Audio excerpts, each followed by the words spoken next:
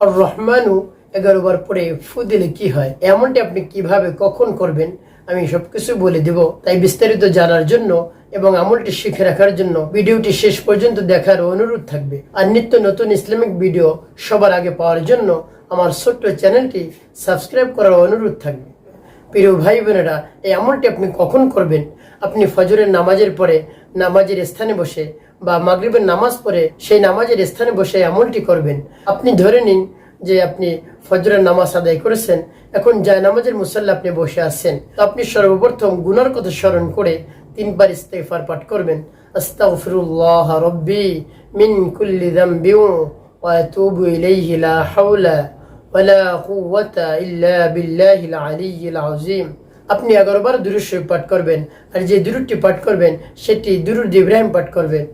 আল্লাহুম্মা সাল্লি আলা মুহাম্মাদিন ওয়া আলা আলি মুহাম্মাদ কামা সাল্লাইতা আলা ইব্রাহিম ওয়া আলা আলি ইব্রাহিম ইন্নাকা হামিদুম মাজিদ।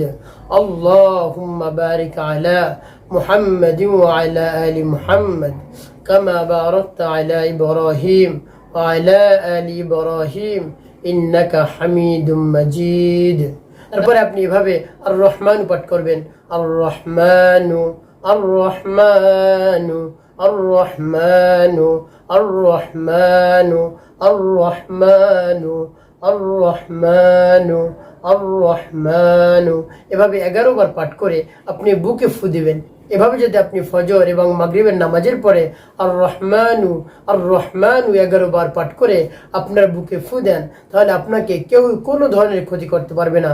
কোনো জিন ভূত, তারপরে খারাপ শয়তান, কোনো কবিরাজ আপনাকে কোনো কিছু করতে পারবে না। আপনি যদি আল্লাহর উপর পূর্ণ আস্থা রেখে, বিশ্বাস রেখে, ভক্তি রেখে এই আমলটি করে আপনার বুকে ফু দিতে পারেন, তাহলে আপনাকে সারাদিন কেউই কিছু করতে পারবে না।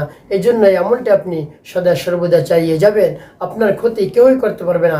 আপনার শত্রু আপনার কোনো ক্ষতি করতে পারবে না। কোনো খারাপ কবিরাজ যারা জাদুটোনা করে, কুফরি করে, মানুষকে ক্ষতি করে, সেই রকম খারাপ কবিরাজ আপনাকে কোনো কিছু করতে পারবে না।